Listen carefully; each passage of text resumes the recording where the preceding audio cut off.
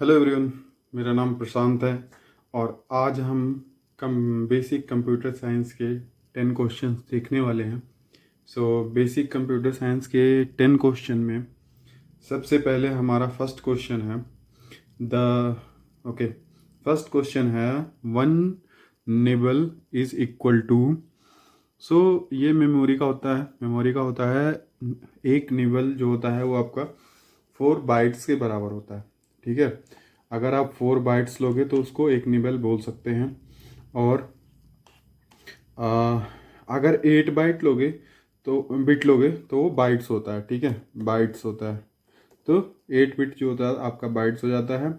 और इसी तरह से अगर आप 32 बिट लोगे तो वो 4 बाइट हो जाएगा। ठीक है, तो आपका जो इसमें फर्स्ट क्वेश्चन है वो 4 बिट है। एक निबल आपका 4 बिट के बराबर होता है। मंज अगला क्वेश्चन देखते हैं। Which of the following are lists of command that appear on screen. जो हमारे स्क्रीन पे अपीयर होता है उसको बोलते हैं GUI, ग्राफिकल यूज़र इंटरफेस। तो ग्राफिकल यूज़र इंटरफेस के थ्रू क्या हुआ, हमने कमांड्स को थोड़ा ऑप्टिमाइज करा और ऑप्टिमाइज करने के बाद में उसका आप कह सकते हो पिन पॉइंट से टच कराने पे या कीबोर्ड से इंटर करने पे वो कमांड अपने आप एग्जीक्यूट होने लगे। तो वो लिस्टेड जो कमांड है हमारे पास जो GUIs में है, बट वो कमांड लिस्ट ऑफ जो कमांड है वो मेन्यूज हैं। हाँ, जो मेन्यूज दिखते हैं वो लिस्ट ऑफ कमांड होते हैं आपके। तो लिस्ट ऑफ कमांड ही होते हैं, उसको ग्राफिकल फॉर्म में वहाँ पे लिस्टेड कर दिया जाता है, आप उसको एग्जीक्यूट कर सकते हो। तो इस क्वेश्चन का राइट आंसर है मेन्यूज। मूव करते हैं अपने नेक्स्ट क्वेश्चन पे। नेक्स्ट क्वेश्चन है हमारा FDD स्टैंड्स फॉर। तो FDD पहले आता था, वो आपके स्टोरेज डिवाइस के लिए यूज होता था। उसका फुल फॉर्म होता है floppy disk drive. Option B is correct answer for this question. Okay, move करते हैं अपने फोर्थ क्वेश्चन पे। The range checks. तो रेंज चेक्स क्या होते हैं, जब हम टेस्टिंग परफॉर्म करते हैं, सपोज हमने डेवलप कर लिया अपने सॉफ्टवेयर, टेस्टिंग परफॉर्म करते हैं तो उसमें रेंज चेक लगाते हैं कि इसकी वैल्यू यहाँ से इस वैल्यू तक होनी चाहिए और इससे ज़्यादा नहीं होना चाहिए। तो उसको रेंज चेक को क्या बोलते हैं, उस रेंज चेक के हिसाब से यहाँ पे है। तो that one the correct data से कोई मतलब नहीं है, डेटा यहाँ पे रेंज चेक में आएगा, रेंज में आएगा कि सपोज 0 से 99, जैसे एज की वैल्यू आपकी किसी की 0 से 99 हो सकती है या 0 से 80 हो सकती है, कहीं पे जहाँ पे एज पर रिक्वायरमेंट लगाते हैं। तो रेंज चेक जो होता है वो आपका वैल्यू होता है इफ़ डाटा इन 2 और मोर एसोसिएटेड विथ फिल नहीं, whether the data in specific limit और नॉट। तो रेंज चेक का मतलब है कि डेटा हमारा उस स्पेसिफिक लिमिट में है या नहीं है। इसी के साथ हम अपने फिफ्थ क्वेश्चन पे मूव करते हैं। External device such as printer, keyboards and modems are known as.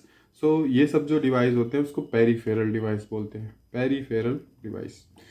Option B is correct answer for this one. ठीक, option B is correct answer for this one. Which of the following will not eliminate the ambiguities of a null values. ठीक है, null values की ambiguity कौन सा इसमें से जो नहीं रिमूव करेगा, एलिमिनेट। ठीक है, define the attributes as required. तो अगर आपने वही एट्रीब्यूट डिफाइन कर रहे हो जो आपको रिक्वायर्ड है तो नल वैल्यू आने के चांसेस खत्म हो जाते हैं। ठीक है, तो ये तो करेक्ट आंसर है, मतलब ये तो होना चाहिए। तो this is not A correct answer for this one. ठीक है, define super subset. Subset define कर दोगे कि ये वैल्यू इसके सबसेट में होना चाहिए तो भी वो नल वैल्यू एलिमिनेट कर देगा। ठीक है, define each attributes as having a initial value that is recognize as a blank. अगर आपका कोई भी वैल्यू ब्लैंक रिकॉग्नाइज होता है तो उसके केस में आप उसको एक इनिशियल वैल्यू दे रहे हो तो नल वैल्यू आने के चांसेस यहाँ भी खत्म हो जाएंगे। डिफाइन सुपरसेट, सुपरसेट डिफाइन करने के बाद नल वैल्यू आने के चांसेस रहेंगे, क्योंकि आपने सुपरसेट डिफाइन किया, हो सकता है value appear as a null value in that case, because superset can not eliminate। ठीक है, तो right answer is superset, define super types not set.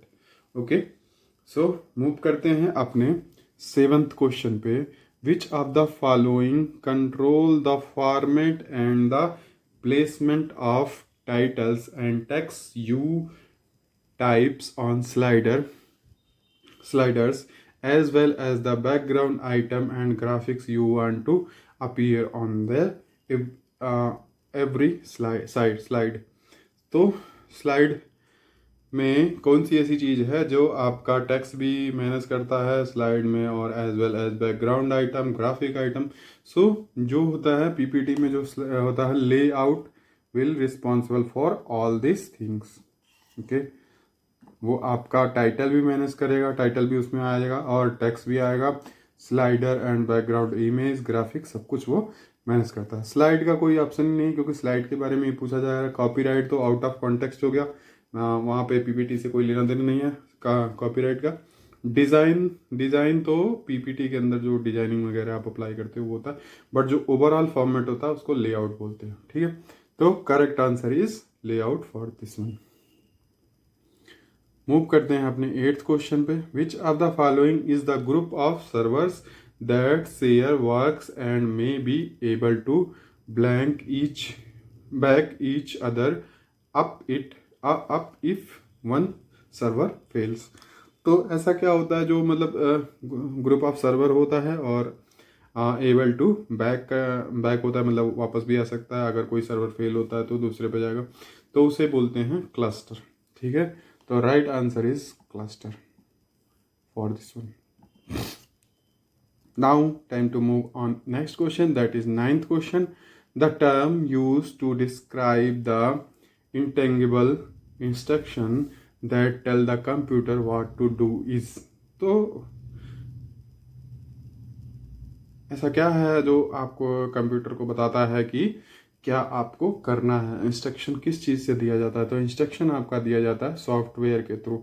Hardware जो फिजिकल डिवाइस होते हैं आपके कंप्यूटर के वो होते हैं स्टोरेज में, आप स्टोर करते हो। टेम्परेरी और इनपुट आउटपुट डिवाइस आपके डिवाइस होते हैं। काम जो होता है कंप्यूटर के थ्रू, कंप्यूटर कौन सा काम करेगा, कैसे करेगा, वो सॉफ्टवेयर के थ्रू होता है। उसमें हम स्टेप बाय स्टेप अपने एल्गोरिथम लिखते हैं, प्रोग्रामिंग लिखते हैं, तो वो सॉफ्टवेयर उसको इंस्ट्रक्ट करता है आपके डिवाइस को कि this needs to produce and this job need to done। मतलब क्या करना है, कैसे करना है, वो आपका सॉफ्टवेयर आपके डिवाइस को बताता है। तो इसका राइट आंसर है software. Just now need to move on next question, that is 5th question. The difference between memory and storage is that memory is and soft storage is. यहाँ पे memory और storage का device पूछ रहा है, आपको difference पूछ रहा है मेमोरी और स्टोरेज में डिफरेंस क्या होता है।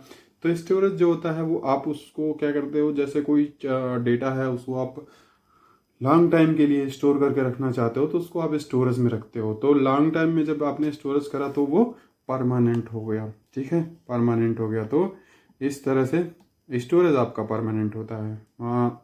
भले ही आप सर्टेन पीरियड ऑफ टाइम में रखो और उसके बाद डिलीट कर दो, लेकिन उसे परमानेंट कंसीडर किया जाता है। तो इस तरह से मेमोरी आपकी टेम्परेरी हो गई और स्टोरेज आपका परमानेंट हो गया। सो ये थे हमारे आज के 10 क्वेश्चन। आपको अगर नॉलेजेबल लगे तो वीडियो लाइक करिए, शेयर करिए, सब्सक्राइब करिए एंड थैंक्स फॉर वॉचिंग।